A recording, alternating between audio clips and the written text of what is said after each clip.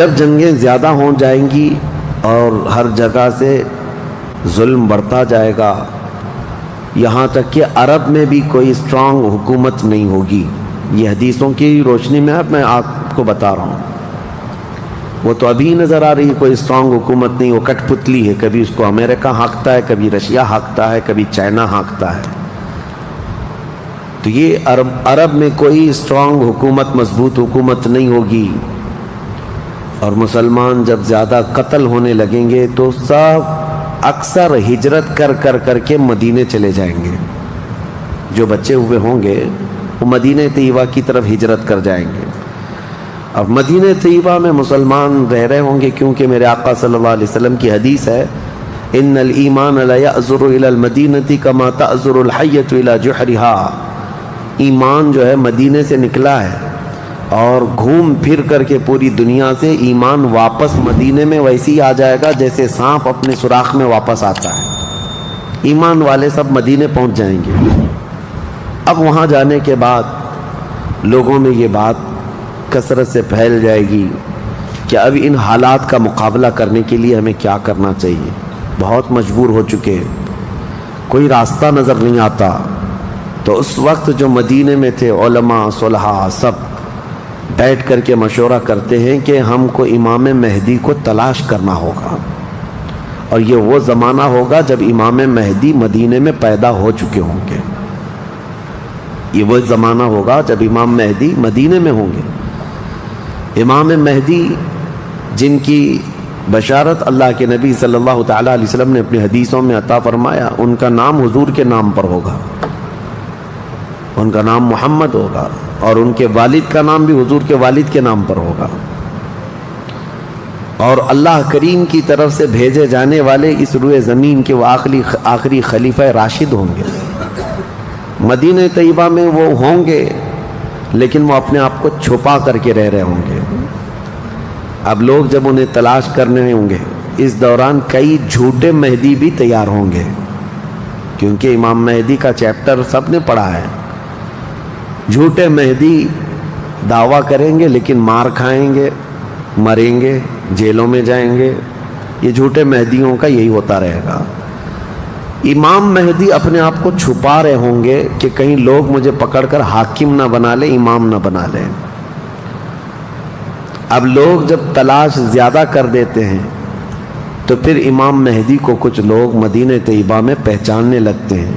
تو امام مہدی مدینہ چھوڑ کر مکہ آ جاتے ہیں، مکہ ہجرت کر کے آ جاتے ہیں. اپنے آپ کو چھپا کر کے رہ رہے تھے مکہ مکرمہ میں. یہی رمضان کا موقع، وہ خانہ کعبہ کا طواف کر رہے ہوں گے، حجر اسود کے قریب لوگ.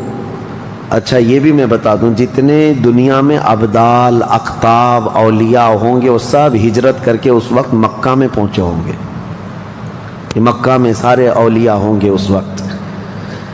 اور طواف کے دوران سب لوگ پہچان لیں گے امام مہدی کو اور ان کو پکڑ لیں گے اور ان کا ہاتھ پکڑ کر سارے لوگ کہیں گے اب ہم آپ کے ہاتھ پر بیعت کرتے ہیں، آپ امام برحق ہیں اور آپ ہمارے حاکم ہو جائیں. امام مہدی منع کر رہے ہوتے ہیں. اسی وقت آسمان سے ایک آواز آتی ہے. اس آواز میں خاص یہ کہا جاتا ہے ھذا خلیفۃ اللہ المہدی، یہ اللہ کا خلیفہ مہدی ہے. اس آواز کو سن کر سب ٹوٹ پڑتے ہیں. امام مہدی سب کو بیعت کرتے ہیں. پھر واپس یہی قافلہ لے کر مدینے پہنچتے ہیں روضہ رسول پر. میرے آقا صلی اللہ تعالیٰ علیہ وسلم کی بارگاہ میں جب پہنچتے ہیں تو اہل مدینہ بھی ان کے ہاتھ پر بیعت کرتے ہیں اور ایک پوری فوج تیار ہوتی ہے. یہ انقلاب کا دور ہے. جتنی جنگیں ان کتوں نے کی تھی، جتنا ظلم رچایا تھا پوری دنیا میں، اب ریورس ہونے کا ٹائم آ جاتا ہے. حضرت امام مہدی اس فوج کو لے کر ملک شام کی طرف جاتے ہیں. حالات ملک شام کے ایسے ہو چکے ہوں گے کہ ملک شام میں عیسائیوں کی حکومت قائم ہو چکی ہوگی. ابھی تو نہیں ہے، یا انڈائریکٹ ان سے کسی کا تعلق ہے تو یہ ہمیں پتہ نہیں، لیکن حدیث میں یہ ہے کہ عیسائیوں کی حکومت ملک شام میں قائم ہوگی اور یہودی فتنہ مچا رہے ہوں گے ہر جگہ. قتل عام جو مسلمانوں کا سب سے زیادہ کرنے کی کوشش ہے وہ یہودیوں کی طرف سے ہے. امام مہدی مکہ مکرمہ سے نکل کر ملک شام کی طرف جائیں گے، اور مسلمانوں کی جو قلت تھی، جو چھوٹی سی جماعت تھی، یہ جب نکل کر کے وہاں آئے گی ملک شام، بہت بڑی جنگ ہوگی جس کو ملحمۃ الکبریٰ کہا گیا ہے. امام مہدی کی قیادت میں یہ جنگ ہوگی. سارے کفار، عیسائی، یہودی سب مقابل میں آ جائیں گے. ان کی تعداد جو حدیث میں بتائی گئی ہے وہ 80 جھنڈوں کے نیچے آئیں گے، اور ہر جھنڈے کے نیچے 12,000 لوگ ہوں گے. اور یہ مسلمانوں کی نہیں ہے، یہ کفار و مشرکین کی. تقریباً یہ 9,60,000 کی تعداد بنتی ہے کفار و مشرکین کی. 9,60,000. مسلمانوں کی تعداد کتنی ہوگی یہ تو نہیں پتہ. اس کے بعد جنگ جب شروع ہوتی ہے، پہلے دن مسلمانوں کا 1/3 حصہ میدان چھوڑ کر بھاگ جاتا ہے. جو کمزور دل تھے وہ چلے جائیں گے، اور ان کے متعلق کہا گیا ہے کہ یہ ایسے لوگ ہوں گے جن کی توبہ کبھی نہ قبول ہوگی، اور روئے زمین کے سب سے بدترین لوگ ہوں گے. وہ سب سے بدترین لوگ ہوں گے جو میدان چھوڑ کر بھاگ چکے ہوں گے. 1/3. دوسرے دن 1/3 شہید ہو جائیں گے، قتل ہو جائیں گے. تیسرے دن اللہ تعالیٰ اس مومنین کی قلیل جماعت کو فتح مبین عطا فرمائے گا. اور اس کے بعد ملک شام کے سارے انتظامات امام مہدی کے ہاتھ میں ہوں گے. دمشق جب وہ آئیں گے، دمشق کی جامع مسجد سے امام مہدی اپنے انتظامات و انصرامات کو سنبھالیں گے. پھر وہاں سے امام مہدی اسی فوج کو لے کر قسطنطنیہ جو موجودہ استنبول ہے اس کو فتح کرنے کے لیے نکلیں گے. اس وقت وہ بھی عیسائیوں کے ہاتھ میں ہوگا. اب جب امام مہدی یہاں آئیں گے، صرف ایک ہی دن میں قسطنطنیہ یعنی استنبول فتح ہوگا. اور اس کی بھی کیفیت بتائی گئی ہے، مسلمانوں کے صرف نعرے تکبیر سے فتح ہوگا. صرف اس لیے کہ ایسی ہیبت طاری ہوگی ان کفار و مشرکین کے دلوں میں. پورا شہر فتح ہوگا. امام مہدی یہ شہر فتح کر کے واپس ملک شام آئیں گے، دمشق میں آئیں گے. اب یہ وہ وقت ہوگا جب امام مہدی مسجد سے انتظامات و انصرامات سنبھال رہے ہیں، اور کثیر جنگیں اس وقت بھی ہوں گی، لیکن ہر جنگ میں اللہ تعالیٰ امام مہدی کو فتح عطا فرمائے گا. ہر جنگ میں. اور یہودی دسیسہ کاری کر رہے ہوں گے، امام مہدی کو ختم کرنے، قتل کرنے کی بہت کوششیں کر رہے ہوں گے. پھر امام مہدی ان یہودیوں سے لڑتے رہیں گے. اس وقت اللہ کی بارگاہ میں امام مہدی بھی دعا کرتے ہیں کہ مولا ان ظالموں سے ہمیں نجات عطا فرما. اور یہودی بھی جگہ جگہ اس بات سے پریشان ہوں گے کہ امام مہدی نے ان کا بیڑا غرق کر رکھا ہے. جہاں جاتے مقابل میں یہ شکست کھاتے ہیں، مر جاتے ہیں، اور ان کے مقابل میں کوئی آ نہیں پا رہا ہے. تو پھر ایران کے ایک علاقے میں یہ یہودی کثرت سے دعا میں مشغول ہوں گے. یہ وہ زمانہ ہوگا جب عراق اور شام کے بیچ میں دجال ظاہر ہوگا. دجال جس کے متعلق حدیث پاک میں تفصیلاً بہت ساری باتیں آئی ہیں. دجال آئے گا، وہ ایک آنکھ سے کانا ہوگا، آنکھیں دونوں ہوں گی، ایک آنکھ اس کی نظر آئے گی، اور اس کی آنکھ کے کنارے کافر لکھا ہوا ہوگا جس کو مسلمان دیکھ کر پہچان لیں گے. اور وہ بڑا بھاری بھرکم طاقتور ہوگا، اور اللہ تعالیٰ اس کو بہت سارے خارق عادات چیزیں عطا کرے گا. وہ ظاہر ہوگا اور سب سے پہلے یہودیوں میں آ کر کے ہی بیعت لے لے گا، یعنی اپنے آپ کو پہلے رسول بنائے گا. اور پھر سارے یہودی، حدیث پاک میں تو ہے کہ اصفہان ایران کے 50,000 یہودی اس کی فوج میں شامل ہوں گے. ہاں، جس کو یہ مسیحا کہتے ہیں اور اس کے انتظار میں بلیاں چڑھا رہے ہیں. یہ ظاہر ہوگا عراق اور شام کے بیچ میں ہے. اور پھر یہ سب یہودی دجال کی فوج میں شامل ہوں گے. دجال ایسے نکلے گا روئے زمین پر، حدیث پاک میں یہ سب ملتا ہے کہ وہ آسمان سے گہے گا تو آسمان سے بارش برس جائے گی. زمین سے سبزہ نکلنے لگے گا، کسی کو مار کے دوبارہ زندہ کر کے دکھائے گا، یہ سب چیزیں وہ کر کے دکھائے گا، یہاں تک کہ چلتے چلتے زمین سے کہے گا تیرے اندر جتنے خزانے ہیں نکال، زمین پورے خزانے باہر کرے گی، اور جب وہ آگے چلتا رہے گا تو یہ خزانے شہد کی مکھیوں کی طرح اس کے پیچھے جھنڈ کی طرح چلتے ہوں گے خزانے، اور دنیا کے لالچی لوگوں کو ایک سکہ ہی چاہیے بس، جس کے پاس مال ہے اس کے پیچھے غلامی ہے۔ بہت بڑا فتنہ ہوگا، بہت بڑی آزمائش ہوگی، لیکن جو ایمان والے ہیں حدیث میں ہے اس دن بھی وہ نہیں بہکیں گے، اس دن بھی وہ نہیں بہکیں گے، وہ غضب کا ایمان ہوگا ان لوگوں کا۔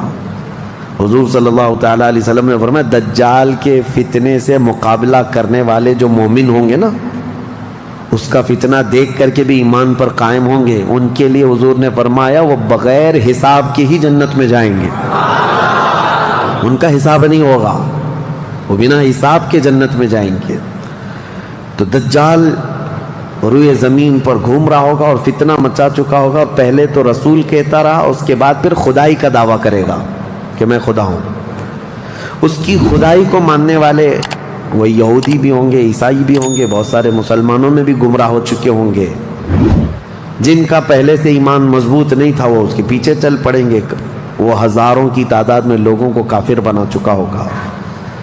میرے عزیزو، دجال تو بہت بڑی بڑی چیزیں دکھا رہا ہے، آسمان سے بارش برسا کر کے، زمین سے سبزہ اگا کر کے، اور اس وقت کئی لوگ گمراہ ہو جاتے ہیں۔ یہاں تو چھوٹی موٹے باباؤں کے پیچھے ہی گمراہ ہوتے ہیں، آج تو چٹھی نکال کر دکھا رہا ہے بابا، تو بھیڑ لگ چکی ہے کہ تم کیا کھائے ہو، کیا پیے ہو، کیا سوچ رہے ہو، چٹھی میں نکال کر کے دکھاؤں گا۔ چٹھی والے بابا کے پیچھے ہی ہزاروں چلے جاتے ہیں، تو دجال والے بابا کے پیچھے کتنے جائیں گے؟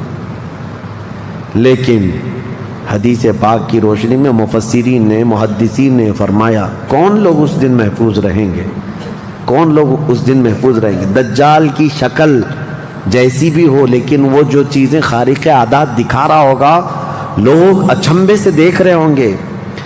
اچھا ایک بات اور بھی بتا دوں، آپ گھر میں بیٹھے ہوں، کوئی مسجد میں ہوں گے، شور آئے گا کہ وہاں پر خدا اتر پڑا ہے، نعوذ باللہ من ذالک، اور عجیب و غریب چیزیں دکھا رہا ہے، آسمان کو کہہ رہا ہے تو آسمان بارش برسا رہا ہے، زمین کو کہہ رہا ہے تو زمین خزانے نکال رہی ہے۔ کچھ لوگ جو گھر میں بیٹھے ہوں گے، توجہ یہ بہت اہم بات کہہ رہا ہوں، کہیں محفل میں ہوں گے، مسجد میں ہوں گے، جب یہ شور آئے گا تو کچھ کہیں گے کہ چلو ہم بھی جا کر دیکھ کے آتے ہیں، تو کچھ لوگ یہ کہہ کر کے اٹھیں گے اور جا کر کافر ہو جائیں گے،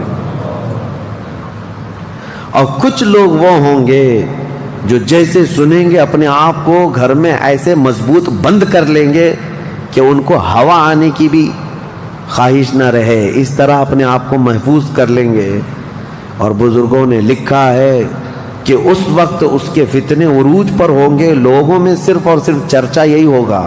اسی لیے میں اکثر یہ میڈیا کو دجالی میڈیا کہتا ہوں، اس کی وجہ یہی ہے کہ دجال کے آدھے سے زیادہ کام یہ میڈیا والے کرتے ہیں، سب جگہ پھیلائیں گے افواہیں، بہت جھوٹ کو سچ کر کے دکھاتے رہے، سچ کو جھوٹ کر کے دکھاتے رہیں، یہ میڈیا یہی سب کام کرتی رہے گی۔ اس وقت کون لوگ محفوظ رہیں گے؟ بزرگوں نے لکھا ہے دجال کے قریب بھی جائے گا کوئی بندہ، لیکن اس کو دیکھ کر نہیں گمراہ ہوگا، تو یہ کون ہوگا؟ جس کا سینہ حضور کی محبت سے بھرا ہوگا، یہ وہی ہوگا، یہ وہی ہوگا جس کے لیے اعلیٰ حضرت نے فرمایا نا، تیرے قدموں میں جو ہیں غیر کا منہ کیا دیکھیں، حضور کے قدموں میں جو پڑے ہیں وہ غیر کا منہ کیا دیکھیں، کون نظروں میں جچے دیکھ کے تلوا تیرا۔ اب یہ دجال گھومتا ہوا جب فتنہ بہت برپا کر چکا ہوگا، مکہ جائے گا، پہلے یہ یمن جائے گا، یمن میں بھی بہت فتنہ پھیلائے گا، اس کے بعد پھر مکہ آئے گا، مکہ کی سرحدوں کو اللہ تعالیٰ فرشتوں سے محفوظ کر رکھا ہوگا، فرشتے اسے داخل ہونے نہیں دیں گے، ماریں گے اور داخل نہیں ہو سکے گا۔ پھر مدینہ جائے گا، مدینہ طیبہ اپنی پوری فوج لے کر کے داخل ہونے کی، 2 شہروں کے علاوہ پوری دنیا کے ہر شہر گھومے گا، ہر شہر گھوم چکا ہوگا 2 شہروں کے علاوہ، مکہ مکرمہ، مدینہ طیبہ۔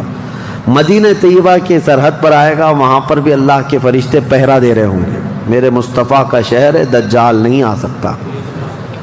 لیکن اس کا شہرہ جب مدینے کے باہر بہت پھیل چکا ہوگا، مقام جرف ایک جگہ ہے، وہاں تک وہ پہنچ چکا ہوگا جہاں آج بادشاہ نے ایک پیلس بنایا ہوا ہے۔ ان لوگوں نے ایک پیلس بنا کر رکھا ہے وادی جرف میں، وہاں تک پہنچے گا تو مدینہ طیبہ کے ایک عالم وہ جائیں گے، اس سے مناظرہ کریں گے، ڈیبیٹ کریں گے۔ صرف مناظرے کے کرنے کی وجہ سے اس عالم دین کو وہ قتل کر دے گا، قتل کر کے اس کے بعد پھر ان کو دوبارہ زندہ کرے گا، اور اس کے بعد کہے گا کہ دیکھا میری طاقت۔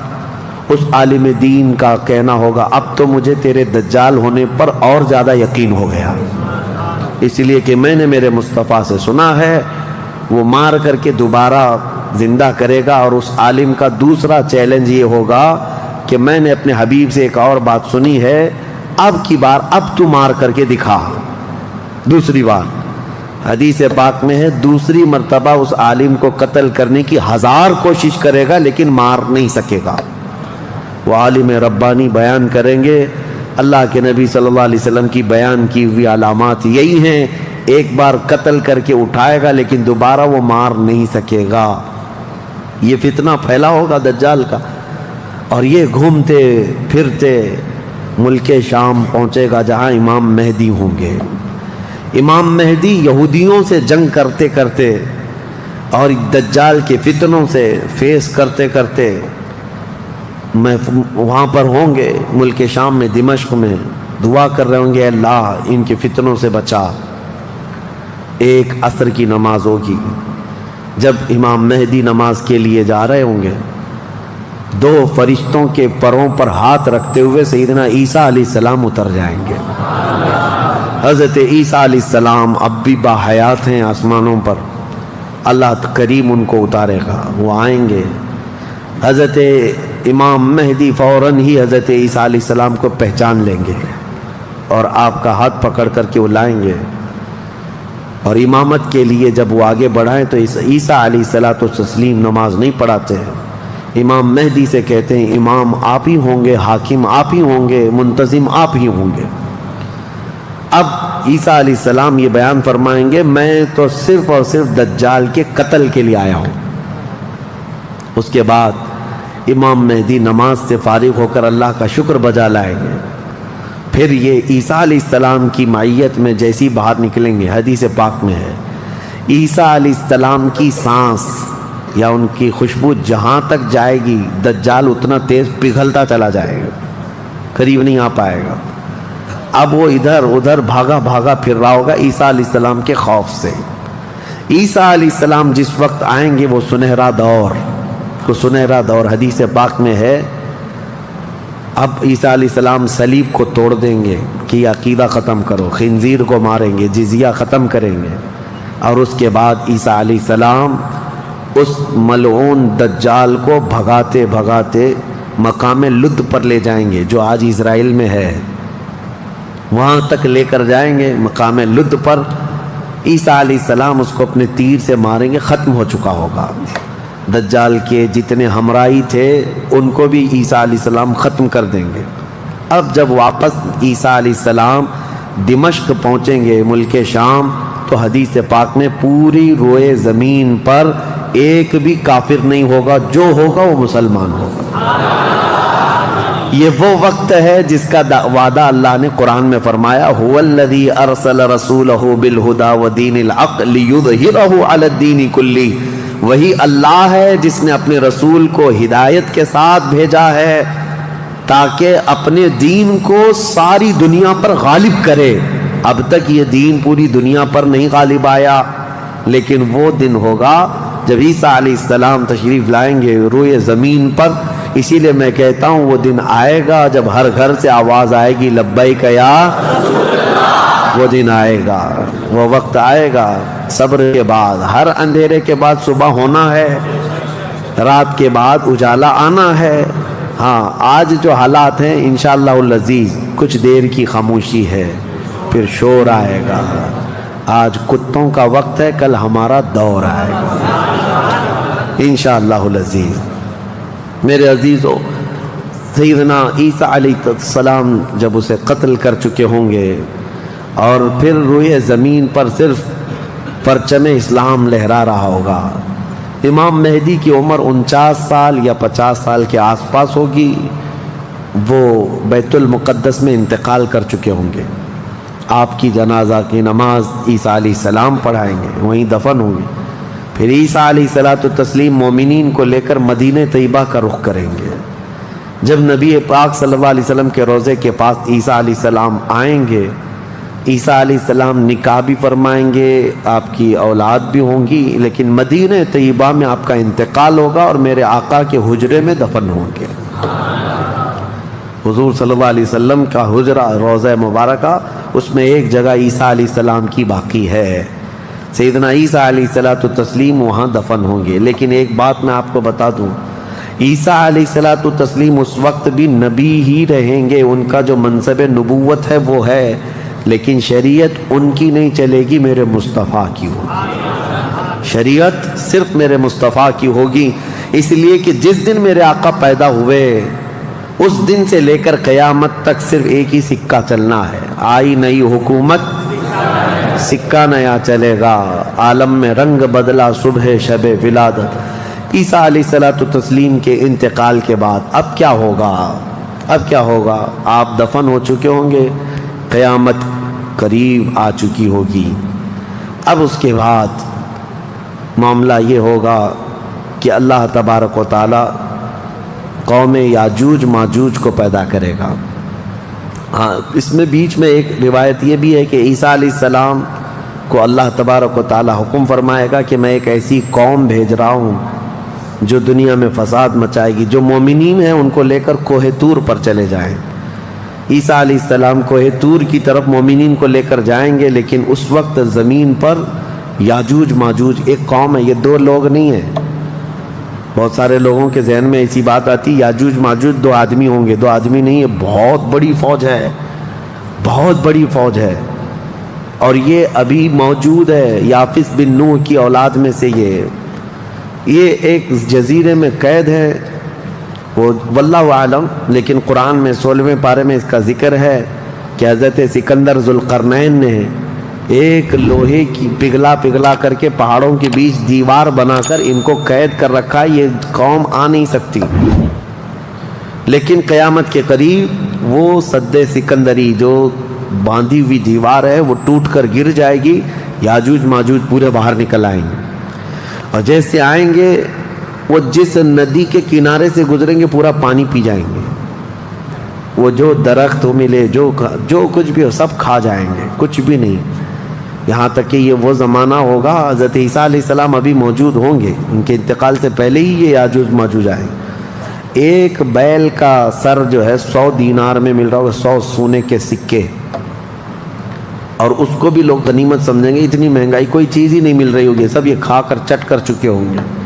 پھر عیسیٰ علیہ السلام کی دعا سے ہی اللہ کے نبی عیسیٰ علیہ السلام یہ عرض کریں گے، مولا اس ظالم یاجوج ماجوج سے ہمیں نجات عطا کر۔ اللہ تبارک و تعالیٰ ایک بیماری ان کی گردن میں پیدا کرے گا، وائرس آئے گا ان کو بھی، یاجوج ماجوج کو، واللہ عالم اس وقت کا کون سا کورونا ہوگا، کون سا آئے گا، لیکن اس وائرس سے ایک ہی دن میں وہ پوری فوج مر جائے گی، اور مرنے کی وجہ سے پوری روئے زمین پر اتنی بدبو پھیل جائے گی، تعفن، اٹھانے والا کوئی نہیں ہے ان کی لاشیں۔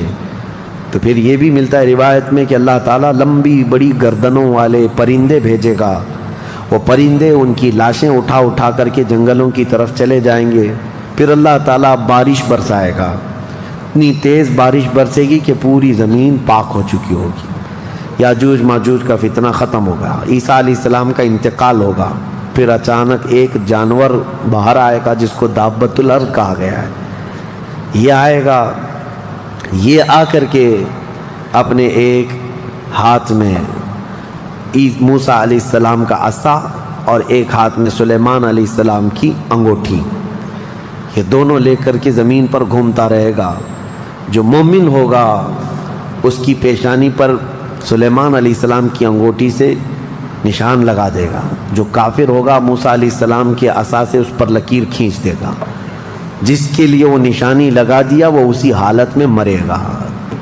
اور اس کے بعد پھر حدیث پاک میں ہے دابۃ الارض چلا جائے گا، پھر ہوگا یہ کہ ایک دن لوگ تھک کر کے سوئے ہوں گے، دھواں دھواں نظر آتا رہے گا ہر جگہ دھواں دھواں، لوگ پریشان ہوں گے، اور اس کے بعد سوئیں گے تو رات اتنی لمبی ہوگی کہ لوگ اکتا جائیں گے، سو کر اٹھیں گے پھر سوئیں گے، سو کر اٹھیں گے پھر سوئیں گے، بچے جو ہے چیخ مارتے رہیں گے، اور پھر جانور اپنی کھیتیوں کی طرف بھاگنے کے لیے بے قرار ہوں گے، لیکن رات لمبی ہوگی، 3 راتوں کے برابر ایک رات ہوگی، 3 بڑی راتوں کے برابر ایک رات کٹتی نہیں ہوگی، لوگ تھک چکے ہوں گے سو کر کے، اس کے بعد پھر اچانک چھوٹی چھوٹی روشنی آئے گی سورج کی، لوگ چیخ مارتے ہوئے خوشیوں سے باہر آ جائیں گے کہ اجالا آ گیا۔ پہلے تو لوگوں کو یہ لگ رہا تھا کہ اب اندھیرا ہے، اب سورج آئے گا ہی نہیں، لیکن جیسی روشنی آنے لگے گی سب بھاگ کر کے باہر آئیں گے،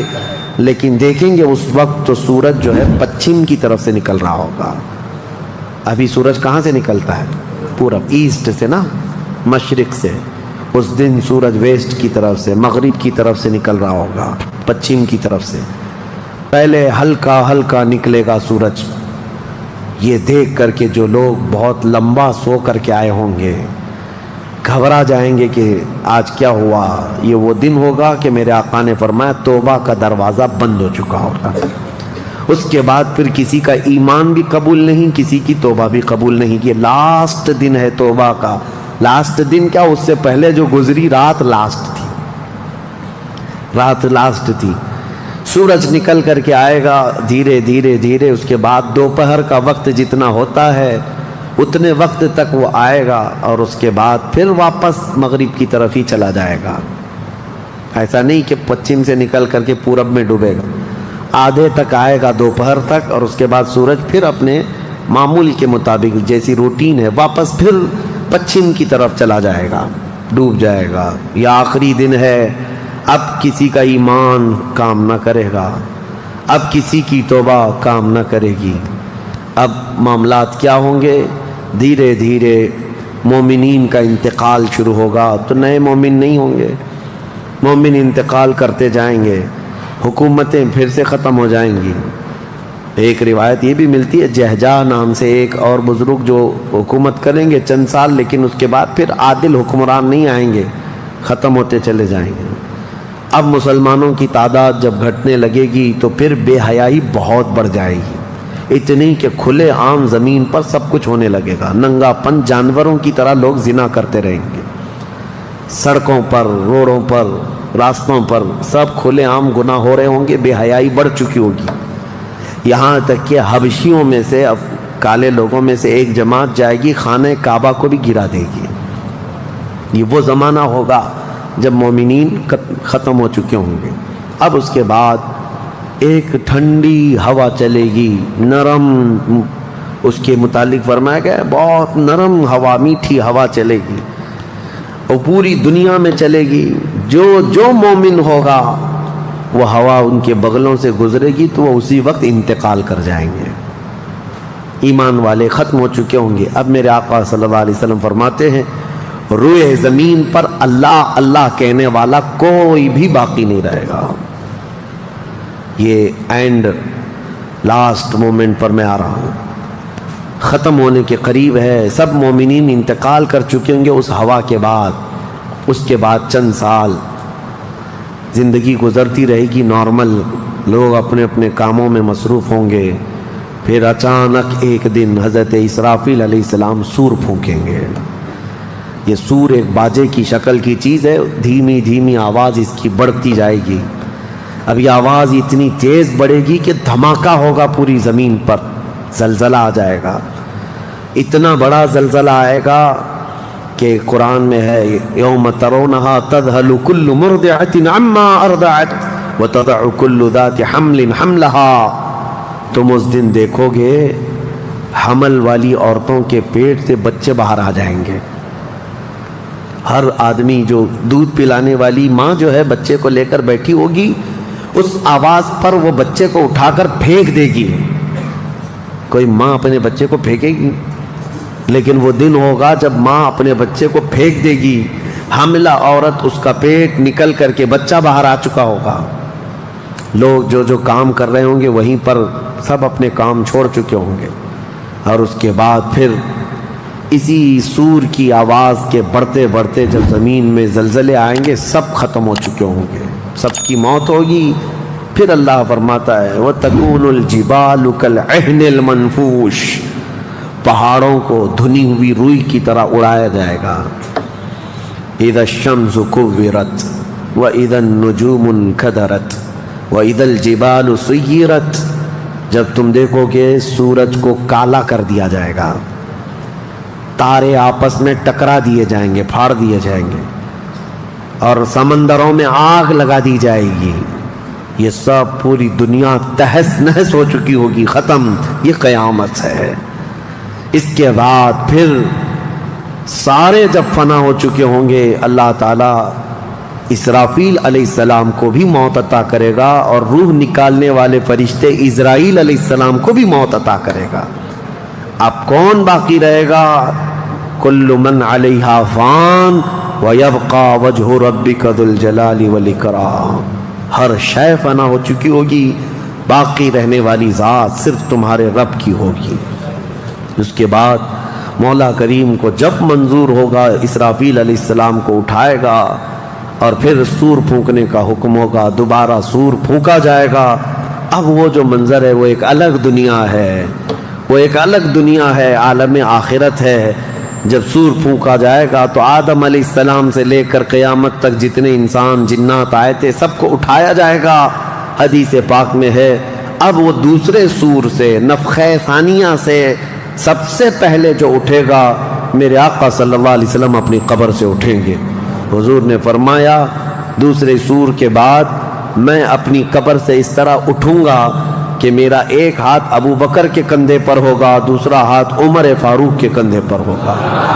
اس شان سے میرے آقا صلی اللہ تعالیٰ علیہ وسلم میدان قیامت میں آئیں گے، اور اس کے بعد کے جو مناظر ہیں ہر آدمی کو کھڑا کر دیا جائے گا، ہر انسان کو میدان میں کھڑا کر دیا جائے گا، اور تمہیں چاہے تم کو مٹی کھا چکی ہو، تم کسی کی غذا بن چکے ہو، تم کو جلا دیا گیا ہو، تم کو پانی میں غرق کر دیا گیا ہو، کسی بھی حالت میں ہو، اور رب قدیر فرماتا ہے جب ہم نے تم کو نطفے سے پیدا کیا پورا انسان، تو تمہارے جلا کر خاک ہو جانے کے بعد تمہاری راکھ سے بھی وہ تم کو دوبارہ زندہ اٹھائے گا۔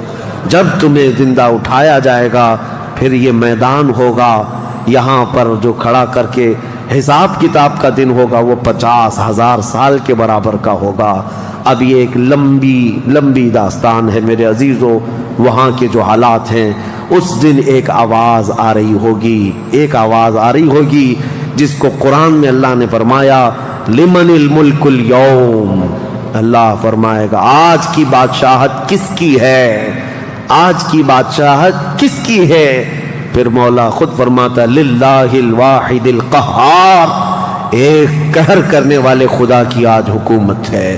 جو اکڑتے تھے، جو گھمنڈ کرتے تھے، سب کو کھڑا کیا جا چکا ہوگا، اور فرشتے پکار رہے ہوں گے این الجبارون این المتکبرون، کہاں ہیں غرور میں چلنے والے، کہاں ہیں اکڑ میں رہنے والے، سب جمع ہو جاؤ۔ سب کے گناہ ان کی پیشانیوں سے ظاہر ہو رہے ہوں گے، کسی کو داغ کر کے فرشتے نشان بنا رہے ہوں گے کہ یہ چور ہے، یہ زانی ہے، یہ شرابی ہے، یہ حرام خور بھی کرتا رہا، سب کی الگ نشانیاں بنائی جا رہی ہوں گی۔ اس بھرے محشر کے میدان میں ہمارے لیے کون ہے میرے عزیزو؟ ہم اسی رب ذوالجلال کو منانے کے لیے آج آئے ہیں۔ اس تصور کے ساتھ اب ہم کھڑے ہو کر اس کا ذکر کریں گے کہ مولا آج ہم تجھے منا رہے ہیں، تو ہم سب سے صلح فرما لے، کل بھری قیامت کے دن ہمیں ننگا اور ذلیل ہونے سے محفوظ فرما لے، اور قیامت کا دن ہوگا انشاءاللہ العزیز میرا رب اسی ذکر کی مجلس کی برکت سے ہماری بخشش کا اعلان فرمائے گا۔